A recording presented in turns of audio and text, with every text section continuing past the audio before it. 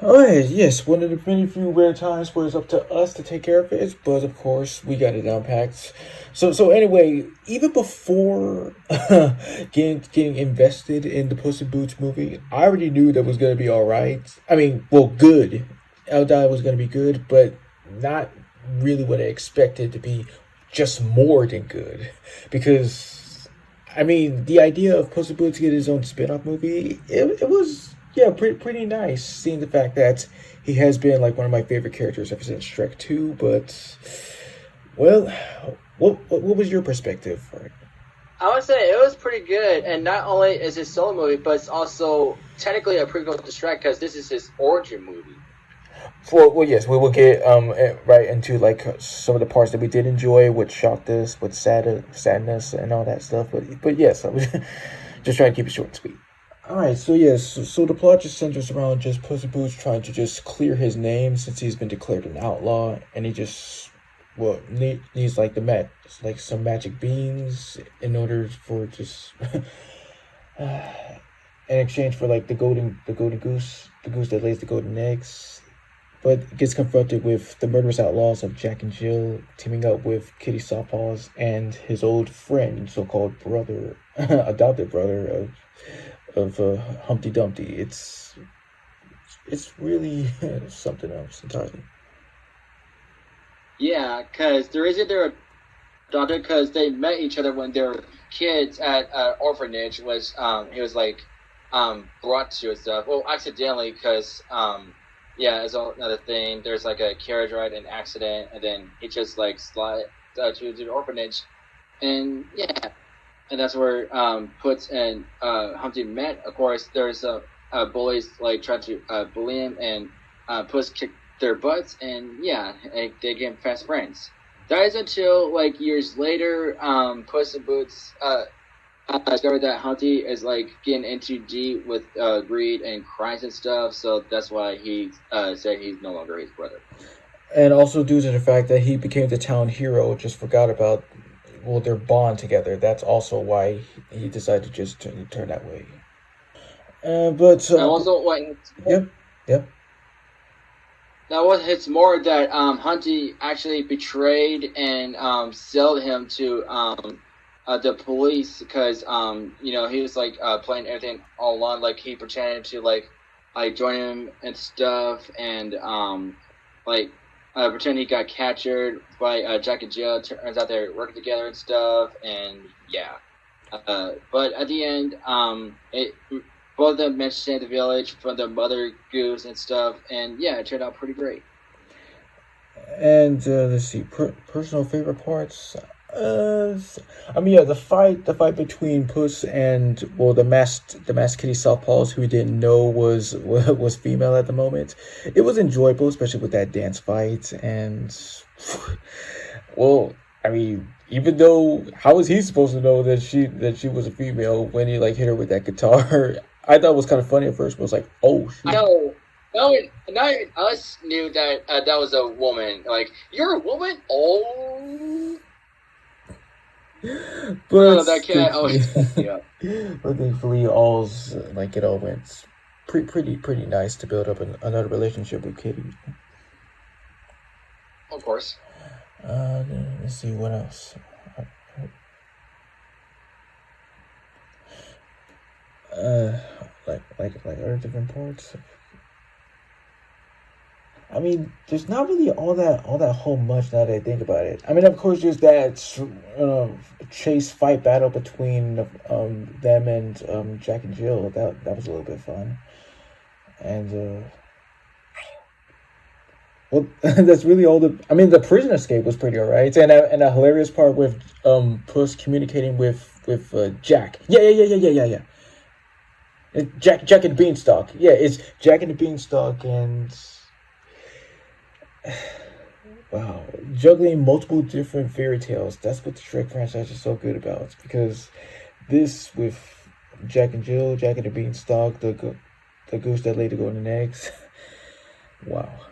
hmm And yeah, I also like the part where they're up in the sky, and since they're up in the sky, that means like the helium and stuff like makes their voices high.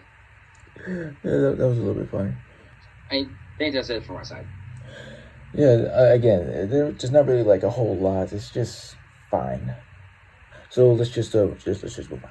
All right. Okay, yes, we already discussed Antonio Banderas in the past, but still, I just think that he just gives his awesomeness right here. He gives him his all, especially with, of course, the backstory with Puss and how it just came to be.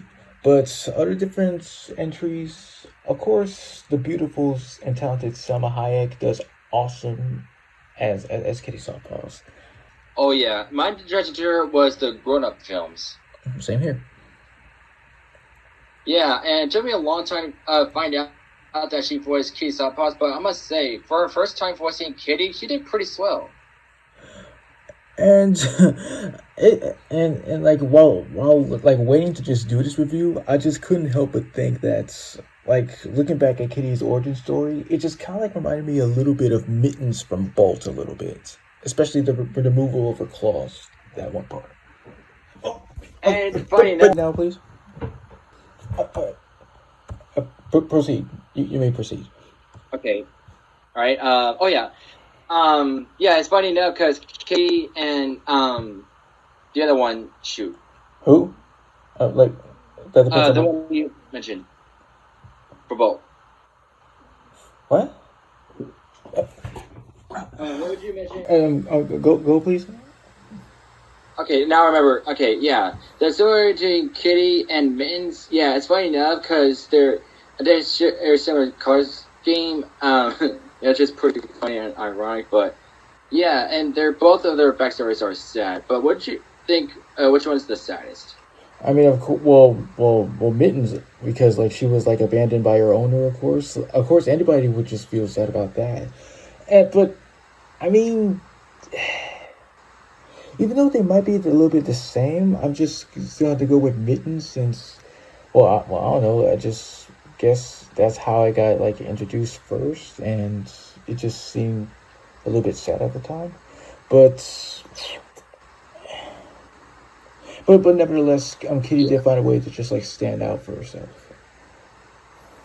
Of course, and yeah, Kitty. Yeah, she's pretty bad artist, especially when she's like masked. I love the part where she's like signaling that she's gonna snap Puss as like, you snap me, I snap you. Oh yeah, that's a little bit hilarious as well. Yeah, but of course, Salma Hayek, being yes, like you said, a beautiful actress. She did a wonderful voice of Kitty. I'm glad they decided to hire her as Kitty, and I'm glad I got introduced to her through Grown Ups. And yeah, she's really awesome. Yeah, that's all I have to say.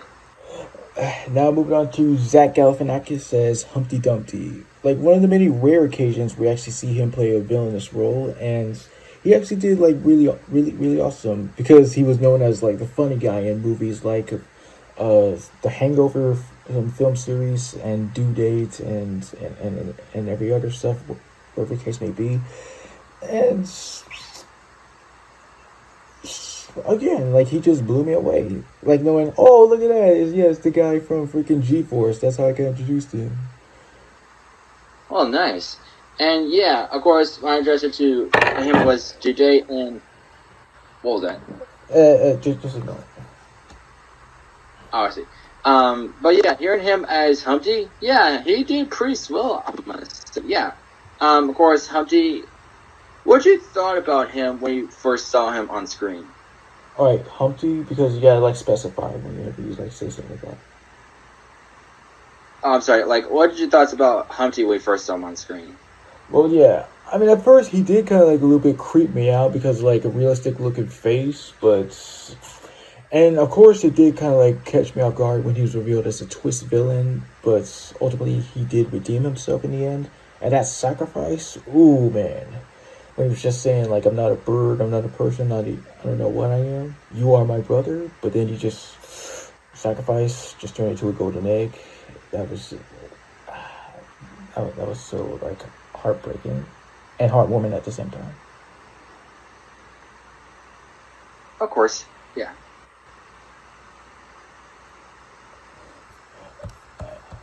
And now any other ones that we may be familiar with or not, but I'm just gonna go searching.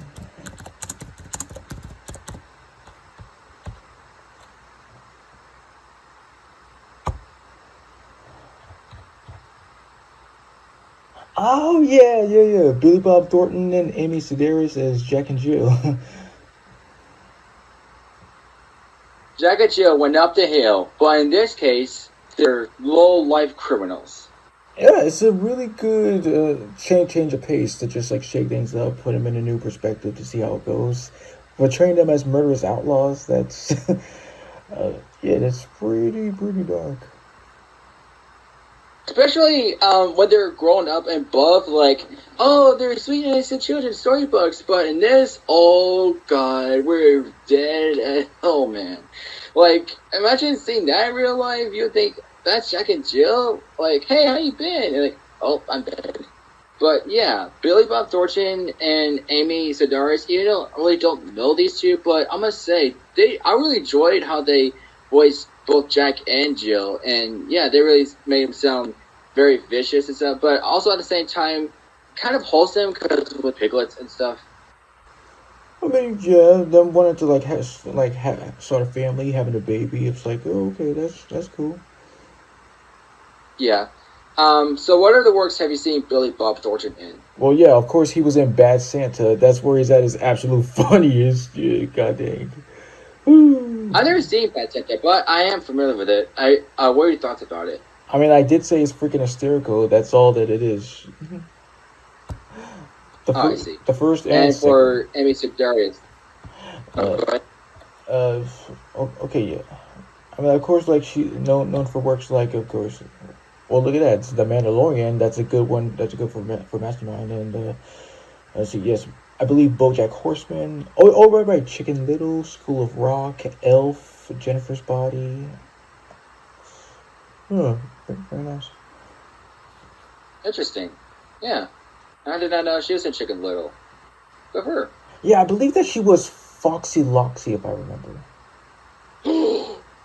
No way! Foxy Loxy? Oh, man.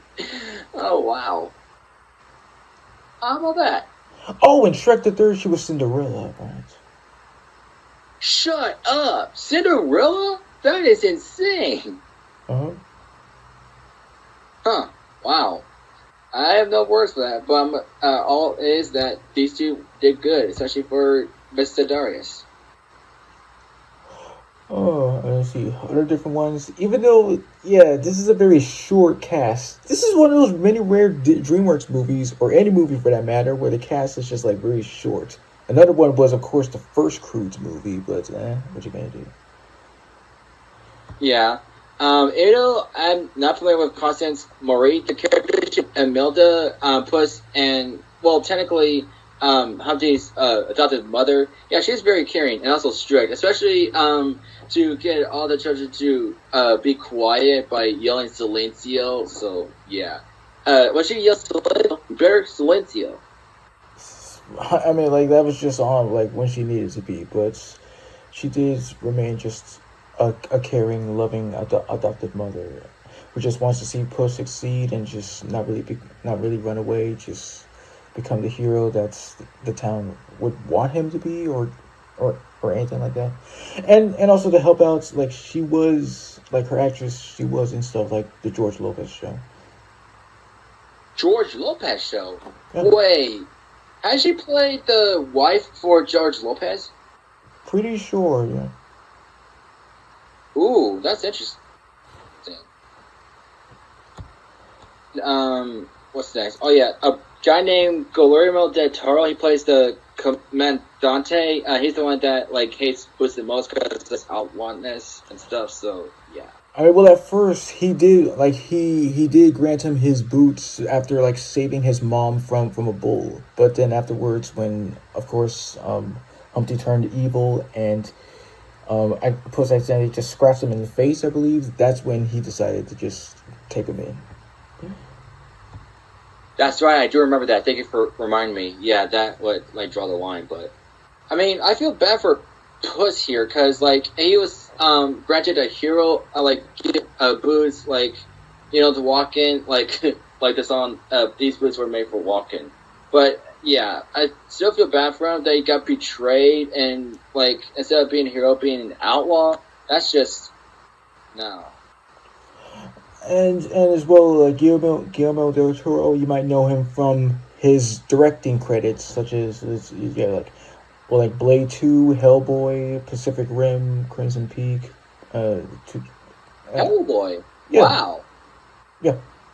Nice. Awesome. I love it. And lastly, of course, the guy that was supposed to like Jack, of course, is named Andy in this. The old man in the dungeon that Puss met. He's played by a man named Mike Mitchell. Oh, look at this. Other different like, well, directed movies like let's see, Sky High, Shrek Forever After, Alvin and Chipmunks Chipwrecks, Sponge Out of Water, the Lego Movie 2, Kung Fu Panda 4, Trolls. Huh. Well, this guy is one heck of a guy, ain't he? Literally. Well, yeah.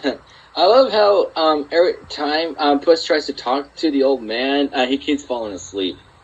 And I'm like, that's what old guys do, like old people jokes and stuff. But at least he was helpful to just give Puss advice about what's about to like come if he doesn't stop Humpty. Yes, of course. But yeah, I think that's basically it. Well, there's also Chris Miller. Like he played characters like a Little Boy Blue. Yeah, the kid that was picking on Humpty. Mm-hmm. Oh, right, look at this. He was also the Magic Mirror from the Shrek franchise and Kowalski. Kowalski? Oh. How about that? Kowalski voices the Magic Mirror. Huh. I didn't put that thing together. Wow. Oh man, I've given flashbacks from that scene in Shrek where Farquaad wanted Magic Mirror to keep replaying the footage of Fiona and then show them getting excited and him hiding in the blankets.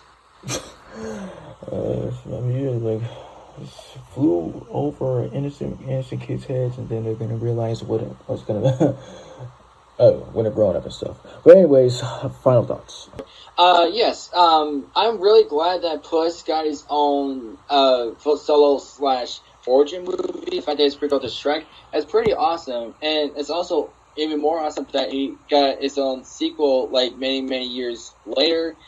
Puss Boots to the Last Wish. I don't know if any of you've seen it yet, but I highly recommend it. It's really good, especially with the nearly animation and stuff. But yeah, I won't spoil too much. Just I hope you have a good time watching the first one and then later the second one. And there's also a show behind it. I forgot what it's called, but apparently Eric Balsa voices Puss, and he did pretty good, surprisingly. It is clearly called Adventures of Puss in Boots. Yeah. Thank you. But yeah, that's all I have to say. 10 out of 10. And well, I have no other words to say about it, but I agree with you. All right, cool.